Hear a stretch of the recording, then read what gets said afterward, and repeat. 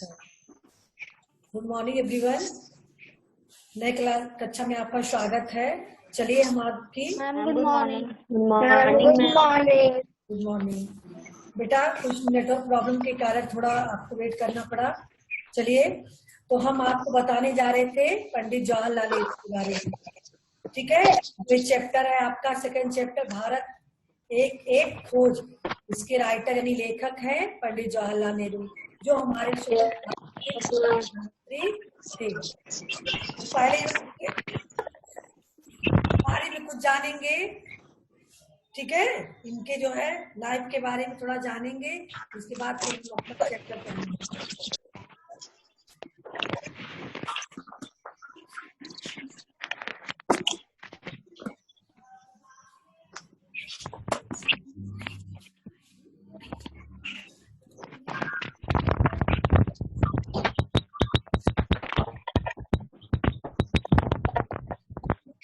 बेटा देखिए, बुक दिखाई दे रही है आप लोगों को?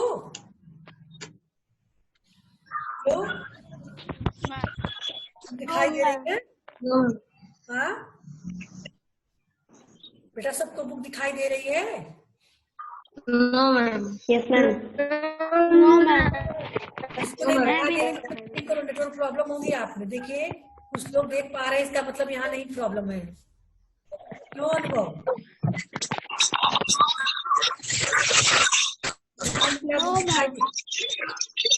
बुक दिखाई दे रही है बेटा? हेलो मुस्कान। Yes ma'am. ध्यान दीजिए, आप लोग का अपना नेटवर्क सही रखिए, ठीक है? हाँ चलिए, भारत एक देख रहे हो आप लोग? Yes ma'am.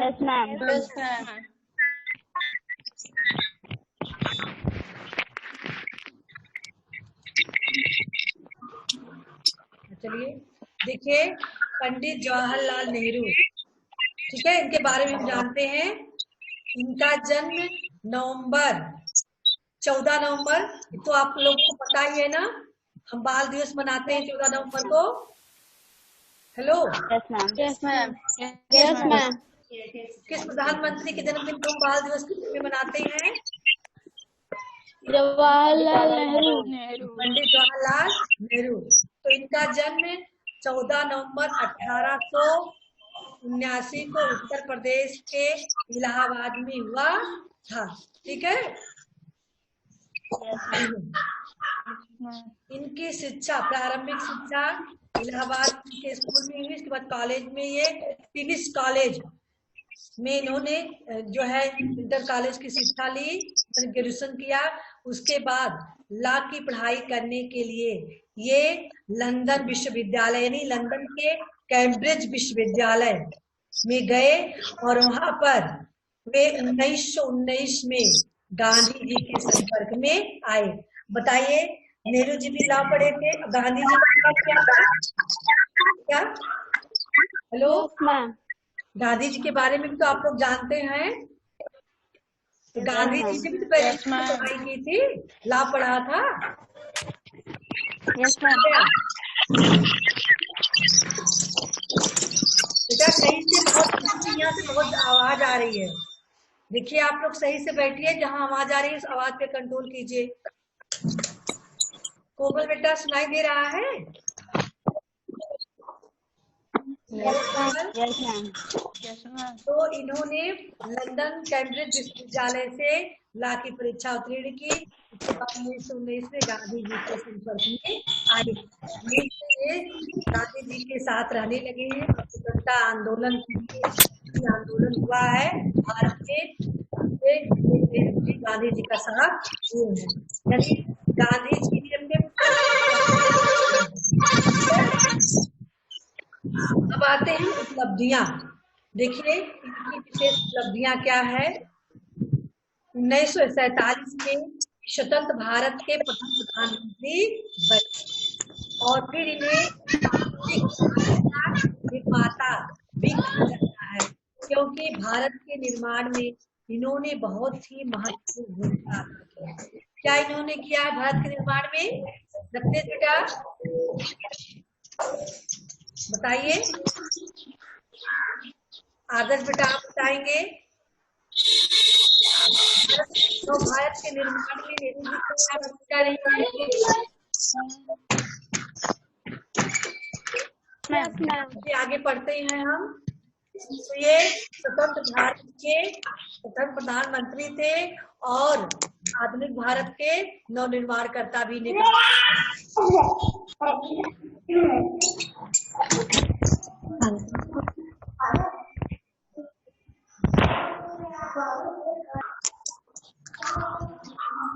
चलिए, इसके अलावा उन्होंने, दिखाई दे रहा है बेटा?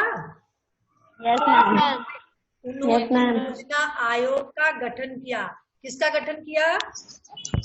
योजना आयोग का। योजना आयोग का गठन, विज्ञान और योजना आयोग का गठन किया। विकास को प्रोत्साहित किया और लगातार 3 पंचवर्षीय योजनाओं का शुभारंभ। देखिए, किसी भी देश के विकास के लिए जैसे प्रधानमंत्री का चुनाव होता है बेटा, सब लोग जानते हो ना, आप प्रधानमंत्री का या मंत्री का होता है रांची बेटा। हम लोग प्रधानमंत्री उनका कार्यकाल कितना होता है, के लिए हम चुनते हैं? मैम 5 वर्ष का।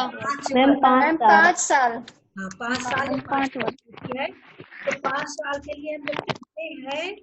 तो 5 साल वे देश का क्या विकास करेंगे, क्या क्या योजनाएं बनाएंगे देश के विकास के लिए, हर क्षेत्र में, है ना, विज्ञान के क्षेत्र में, अब प्रौद्योगिकी के क्षेत्र में, कृषि के क्षेत्र में, शिक्षा के क्षेत्र में, तमाम विषय होते हैं उनके पास। ठीक है, तो उन पे जो योजना बनाते हैं उसी योजना को पंचवर्षीय योजना कहा जाता है। क्या कहा जाता है? पंचवर्षीय योजना। हाँ, जो प्रधानमंत्री बनते हैं देश के विकास के लिए जो योजनाएं बनाते हैं 5 साल के लिए बनाते हैं, उसी को हम पंचवर्षीय योजना कहते हैं। उसमें देश के हर क्षेत्र का विकास होता है, अलग अलग मंत्री बनाए जाते हैं, उनको अलग अलग क्षेत्र दिया जाता है, कुल मिला के इस प्रकार से देश का जो है विकास होता है। तो इस तरह इसको चाहता है पंचवर्षीय योजनाओं का शुभारंभ करने का। अनुभव बेटा, अनुराग आप बताएंगे। Yes ma'am. पंचवर्षीय योजनाओं का शुभारंभ करने का श्रेय किसको जाता है? मैम किसने शुरू की थी प्रथम पंचवर्षीय योजना? पंडित जवाहरलाल नेहरू। देखिए, प्रथम प्रधानमंत्री थे बने। तो पंचवर्षीय योजना भी आप पढ़ रहे हो ना बुक में, यहाँ दिया गया है ना पंचवर्षीय योजनाओं की जो है। देखिए यहाँ 3 पंचवर्षीय योजनाओं का शुभारंभ किया, यानी ये 3 बार तक प्रधानमंत्री बने रहे, प्रधानमंत्री के पद पर लगातार 3 बार रहे हैं। Yes ma'am. उन्होंने पंचवर्षीय योजनाओं को जो है पालन किया है। अब आइए इनकी रचनाओं पे पहुंचते हैं। ठीक है, रचनाएं। Yes ma'am. Yes ma'am. ये हिंदी भाषा के लेखक थे। किसके लेखक थे? अंग्रेजी भाषा के लेखक थे। ठीक है, लेकिन इनका पुस्तकों का नाम था भारत एक खोज, विश्व इतिहास की झलक, मेरी कहानी व पिता के पत्र। यानी कुछ ही जो है इन्होंने लिखा है, कुछ ही पुस्तक इन्होंने लिखा है इंग्लिश भाषा में, जिसका अनुवाद हिंदी में किया गया है। ठीक है, तो जो आप भारत एक खोज पढ़ने जा रहे हो, इसका अनुवाद निर्मला जैन ने हिंदी में किया है। इन्होंने तो इंग्लिश में लिखा था, नेहरू जी ने इंग्लिश में लिखा था, लेकिन इसका अनुवाद जो है निर्मला जैन ने हिंदी में किया है। तो देखिए, पुरस्कार इन्हें 1955 में भारत रत्न के से सम्मानित किया गया। अब बताइए भारत रत्न पुरस्कार क्या है? श्रेया बताएंगी। भारत रत्न पुरस्कार क्या है बेटा? कैसा पुरस्कार है ये? श्रेया बेटा। सर्वोत्तम पुरस्कार। बताइए भारत रत्न पुरस्कार।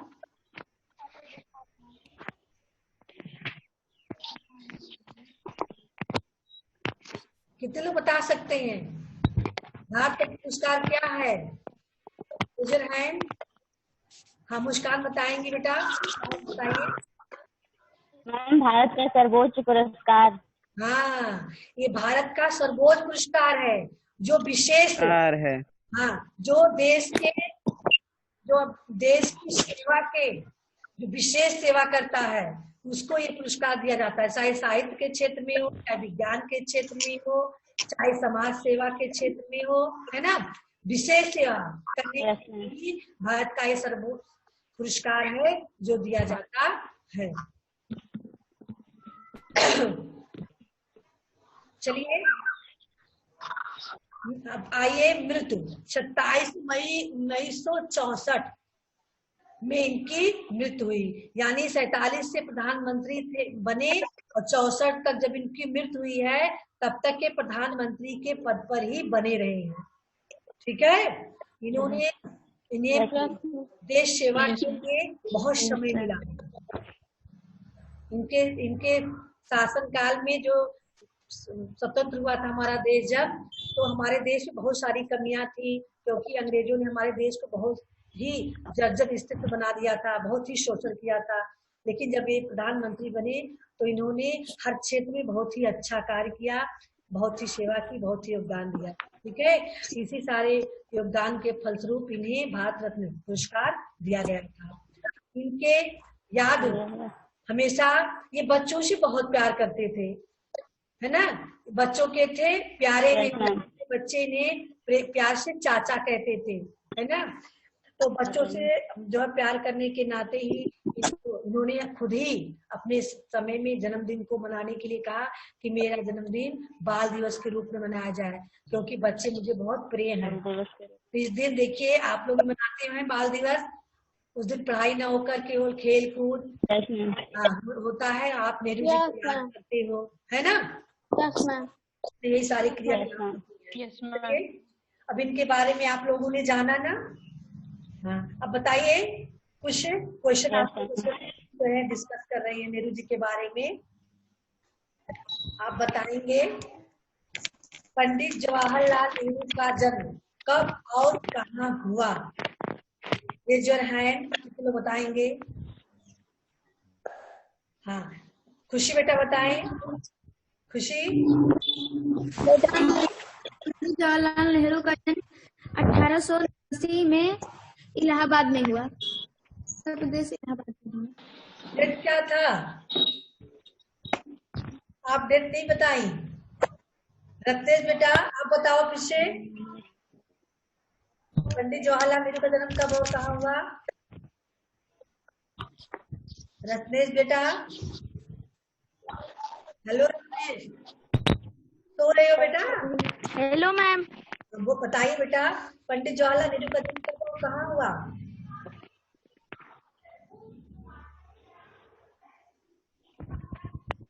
बुक आपको दिखाई दी भी? अभी आपने बुक शेयर किया गया था, देखे? हाँ आदर्श।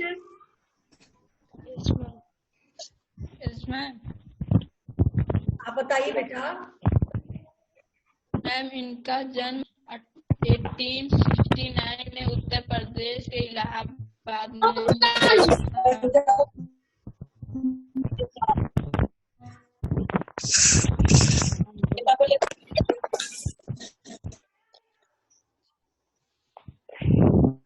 और निहारिका बेटा अब तक आप, चलिए आप बताएं, उन्होंने ला की पढ़ाई कहाँ से की?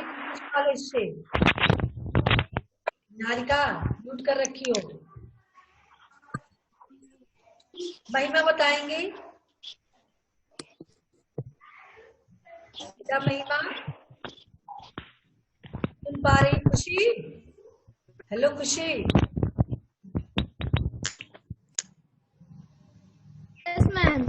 बताइए इन्होंने किस विद्यालय से ला किया था? हाँ, कैम्ब्रिज विश्वविद्यालय। कैम्ब्रिज विश्वविद्यालय लंदन से। जी विश्वविद्यालय। ठीक है। अब बेटा आकृति सुन पा रही हो? आकृति? Yes ma'am. चलिए आप बताइए बेटा, इन्हें भारत रत्न का पुरस्कार से कब सम्मानित किया गया? आकृति बेटा बताएंगी।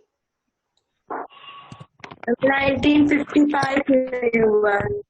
1955 में इन्हें भारत के रत्न से सम्मानित किया गया। ठीक है। निहारिका बेटा, निहारिका, अनुराग बताएंगे इनकी मृत्यु कब हुई? अनुराग, इनकी मृत्यु मैम, इनकी मृत्यु 27 मई 1964।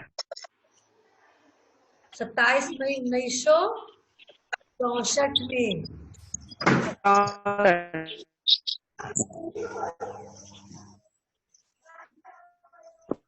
चलिए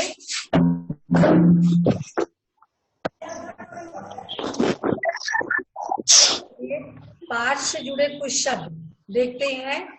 संस्कृति, सभ्यता, मोहन। देखिए संस्कृति जो हमारी प्राचीन संस्कृति है, जो हमारा खान पान रहन सहन जिसके अंतर्गत आता है उसको हम कहते हैं। आधुनिकता, जो हम आधुनिक समय में जी रहे हैं, जो हमारा रहन सहन आधुनिक समय में है, जो उसी की भावना को आधुनिकता कहते हैं। भारत माता जो कि हमारा देश। सभ्यता, मोहनजोदड़ो जो कि हमारे हड़प्पा और मोहनजोदड़ो नामक स्थान से ही सिंधु घाटी की सभ्यता जो है पनपी थी। ठीक है। अभी आप पढ़ेंगे आगे चैप्टर की, तो आपको पूरा जो है डिटेल में। तो चलिए हम आगे बढ़ते हैं अपने जो कि हमें पढ़ना है चैप्टर फर्स्ट का, भारत एक खोज। इसका जो है लाइनिंग। हाँ चलिए, दिखाई दे रही है ना बेटा? दिखाई दे रही है आपको? हाँ देखिए, चिंतन और सक्रियता। Yes ma'am. अरे ध्यान दीजिए एक एक शब्द पर।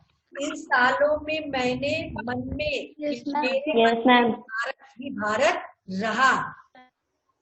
कौन कह रहा है बेटा?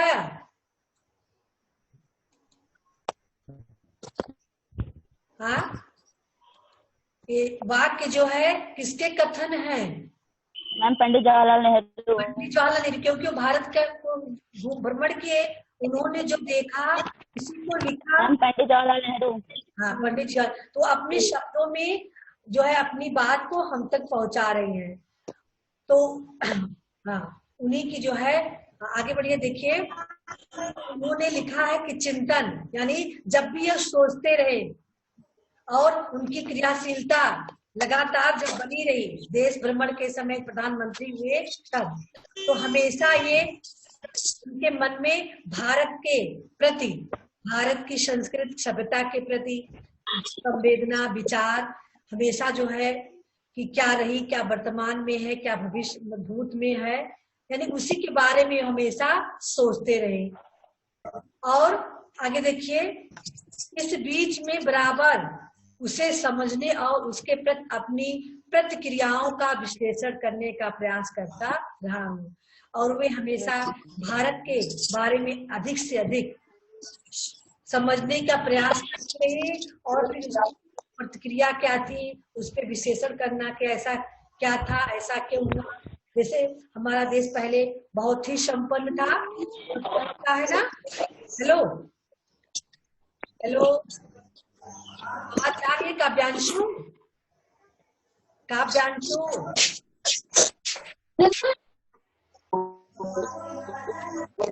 हेलो काव्यांशु,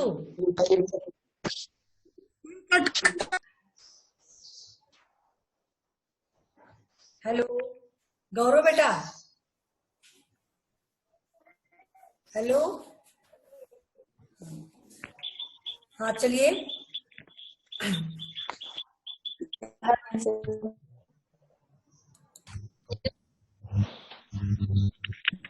दिखाई देने को बात नहीं है आप लोगों को? उत्कर्ष बुक दिखाई दे रही है? Yes ma'am. चलिए बुक पे ध्यान, लाइन पे ध्यान देते हैं, यस मैम। मैं बराबर उस समझने और उसके प्रति क्रियाओं का विश्लेषण करने का प्रयास करता रहा हूँ। मैं अपने बचपन की ओर लौटा और यह याद करने की कोशिश की कि मैं तब कैसा महसूस करता था। यानी नेहरू जी भारत के बारे में कह रहे हैं, जब कुछ दिनों तक मैंने भारत का भ्रमण किया, मैंने इसके बारे में सोचा, इसे समझने का प्रयास किया, इसकी प्रतिक्रियाओं को देखा, मैंने इसका विश्लेषण भी किया, है ना। और उसके बाद मैं अपने बचपन में लौटा, यानी जब छोटे थे तब मैंने क्या देखा था, है ना, उसको याद करने की कोशिश करने लगे। और फिर तब मैंने तब महसूस किया कि उस समय कैसी स्थिति थी हमारे देश।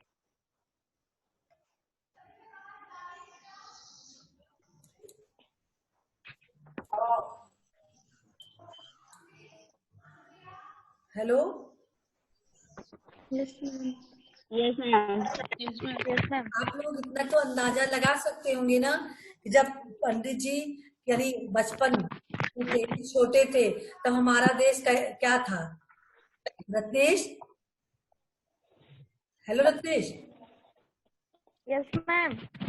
पंडित जवाहरलाल नेहरू जी छोटे थे, आप लोग जैसे थे, तो हमारा देश कैसा था। नाइनू से आपको पता चल रहा होगा। मुस्कान बेटा, हम अंग्रेजों के अधीन था। हाँ, हमारा देश गुलाम था ना अंग्रेजों का।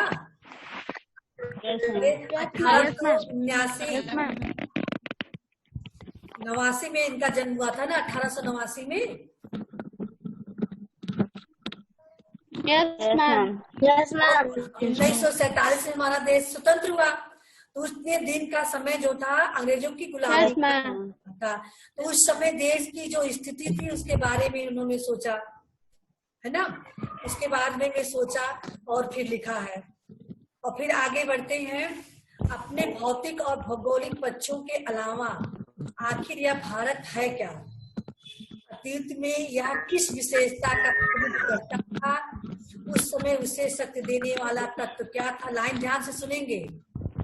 और उसने अपनी उस प्राचीन सत्ता को कैसे खो दिया। देखिए बेटा, किसी भी देश हो चाहे व्यक्ति हो, है ना, हर समय उसे नई ऊर्जा देने के लिए नई ऊर्जा मिलनी चाहिए ना, तभी तो देश भी मजबूत होगा। अगर हमें हमारे शरीर को ऊर्जा मिलेगी तो हमारा शरीर मजबूत होगा। तो देश को ऊर्जा देने के लिए देश का सामाजिक वातावरण, जब हमारा सामाजिक वातावरण सुदृढ़ होगा, लोग अच्छे रहेंगे, देश का विकास तभी तो होगा। तो जब हम हमारा देश गुलाम था तो हमारे देश का विकास हुआ नहीं था। ठीक है, कोई वो सोच रहे हैं कि उस समय क्या था अतीत में और वर्तमान में हमारा देश क्या है। जब हमारा देश गुलाम था उससे पहले हमारा देश बहुत संपन्न था।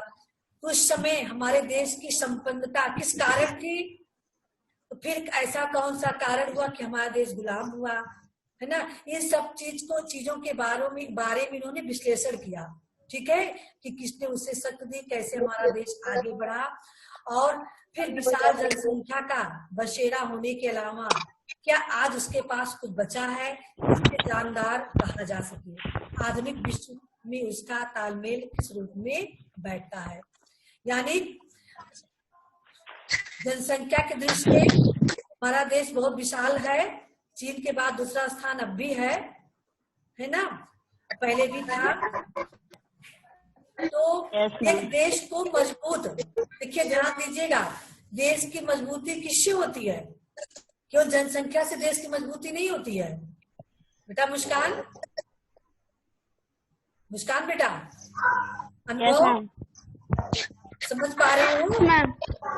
देश की मजबूती केवल जनसंख्या नहीं होती है, बल्कि आर्थिक संपन्नता होती है, फिर जो है भौगोलिक वातावरण होता है, यानी तापमान, जलवायु, मौसम। तभी जब देश के लिए अनुकूल होते हैं तभी देश हमारा संपन्न होता है, सुदृढ़ होता है, तभी देश का विकास होता है कि नहीं। ऐसे ही परिवार का भी होता है। हेलो हेलो हाँ देखिए, यस मैम। Yes ma'am. जब देश का भौगोलिक वातावरण, भौगोलिक Yes, पक्ष ma'am. मजबूत होगा, आर्थिक पक्ष मजबूत होगा, जनसंख्या होगी और हर चीज से सांस्कृतिक योगदान भी देश का मजबूत होगा, तभी हमारा देश जो है सुदृढ़ रहेगा और देश का जो है सर्वोत्तम विकास हो सकता है। तो भारत की के बारे में आगे उन्होंने क्या लिखा है, देखिए तीसरा पैराग्राफ, भारत मेरे खून में रचा बसा था, ठीक है, और उसमें बहुत कुछ ऐसा था जो मुझे सहज रोमांचित करता था। इसके बावजूद मैंने उसे एक बाहरी आलोचक की नजर से देखना शुरू किया। आलोचक का मतलब क्या होता है बेटा? आलोचक यानी आलोचना करने वाला। आलोचक माने आलोचना करने वाला। हाँ, आलोचक की दृश्य में देखना शुरू किया। ऐसा आलोचक जो वर्तमान के साथ साथ अतीत के बहुत से अवशेषों को जिन्हें उसने देखा नहीं था। देखिए, अतीत का मतलब होता है बीता हुआ समय यानी इतिहास, है ना? हम लोग इतिहास को तो देखे नहीं है ना, पढ़ते हैं हम लोग बुक के माध्यम से तो इतिहास को जानते हैं। ऐसे ही पंडित जी ने भी अपने जन्म से पूर्व की जो स्थिति देश की उसको इतिहास के माध्यम से ही जाना, ठीक है। तो वही उसी का उन्होंने वर्णन किया है कि जिसके बारे में मैं जानता भी न था, ना पसंद करता था। एक हद तक मैं उस तक पश्चिम के रास्ते से होकर पहुंचा था, पश्चिम के रास्ते से होकर पहुंचा था। वाक्य पे ध्यान दीजिए बेटा, पश्चिम रास्ते से होकर पहुंचा था। इसका कहने का तात्पर्य है कि ये लंदन पश्चिमी देश माना गया है ना, पश्चिमी सभ्यता संस्कृति में जहां उन्होंने ला किया, पढ़ा लिखा। तो एक अंग्रेजी पढ़ने वाले थे, तो इनकी विचारधाराओं पे बहुत ही ज्यादा अंग्रेजी का प्रभाव था। और जब उन भारत आए तो अंग्रेजी प्रभाव से होकर गुजर के भारत आए थे, इसलिए वे उसी दृष्टिकोण से सोच रहे थे भारत के बारे में, ठीक है। उसी भाव से मैंने भारत को देखा संभवतः जैसे किसी पश्चिमी मित्र ने देखा होता, यानी जैसे कोई बाहरी व्यक्ति आए तो भारत के बारे में जाने देखे, वैसे मैंने भी देखा। क्योंकि बचपन में पढ़ाए, छोटे बच्चे होते हैं तो देश के बारे में नहीं सोचते हैं। बोलिए बेटा, बहुत छोटे बच्चे देश के बारे में उतना नहीं सोचते हैं। फिर बड़े हुए तो बाहर पढ़ने चले गए, तो वहां पढ़े, अंग्रेजों के बीच रहकर पढ़े, तो अंग्रेजों की तरह ही सोचते थे। लेकिन जब भारत आए धीरे धीरे, तब वो भारत के बारे में जाने, भारत का अतीत क्या है, वर्तमान क्या है ना, तब वो भारत के बारे में सोचे। वही उन्होंने यहाँ लिखा है। समझ में आ रही है बेटा? काव्यांशु, यस मैम। Yes ma'am. वाक्यांश समझ में आ रहा है आपके? हाँ, चलिए उत्कर्ष बेटा, समझ पा रहे हो? आप ठीक से बैठिए बेटा, बार बार जो इधर उधर मत कीजिए। अनुराग उपाध्याय, हाँ चलिए देखिए। हाँ, तो उन्होंने किस रूप में भारत को देखा था? जब वो भारत में आए तो इनका जो है व्यवहार, उनकी विचारधाराएं कैसी थी? जैसे कि आपका कोई अंग्रेज दोस्त आए आपके पास, आपका कोई मित्र हो, अंग्रेज मित्र आपके पास आए, आपके देश के बारे में जानता हो और जानने का वो जानता, पहले से बहुत कुछ नहीं जानता हो, लेकिन जानने का उत्सुक हो, प्रयास करता हो उसके बारे में। ऐसे ही उनकी विचारधाराएं थी। जब वो हमारे देश में पढ़ के जब आए, बड़े होकर ला पढ़कर जब आए, जब इन्होंने भारत के लिए नेहरू जी, गांधी जी का साथ किया, फिर आंदोलन किए, उस समय से पहले की स्थिति बता रहे हैं कि की तरह मैंने देखा। मैं उसके दृष्टिकोण और ध्यान दीजिए लाइन पर। मैं उसके दृष्टिकोण और रूप रंग को बदलकर उसे आधुनिकता का जामा पहनाने के लिए उपयुक्त भी था। आधुनिकता क्योंकि हमारी संस्कृति प्राचीन संस्कृति थी ना, और अंग्रेज लोग अपने आप को आधुनिक मानते थे, तो पंडित जी भी जब पढ़ के आए तो भी आधुनिक बन चुके थे।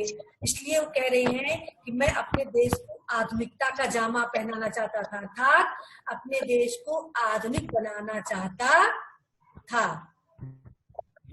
ठीक है, और चिंतित भी था कि मैं किसे इसे आधुनिक बनाऊं, अंग्रेजों की तरह बनाऊं, ताकि मेरे देश को जो काले गोरे का भेदभाव अंग्रेज कर रहे हैं ऐसा न कर पाएंगे। हमारे देश के नागरिक शिक्षित हो जाएं, अंग्रेजी पढ़ लें, अंग्रेजों की तरह हो जाए, ऐसी उनकी विचारधाराएं थी।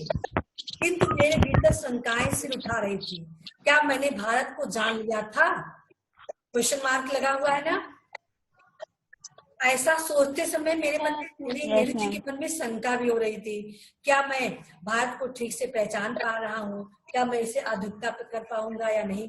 ऐसी तमाम क्वेश्चन उनके मन में आ रहे थे। ठीक है, तो ठीक है बेटा, आज का जो है हम पढ़ा रहे हैं। ठीक है, और फिर अगले सेशन में आपको पढ़ाएंगे हर मतलब इस पैसेज के हर लाइन को आपको ध्यान से पढ़ना होगा। ठीक है, तो आज का सेशन हम यही समाप्त करते हैं। अगले दिन बाय।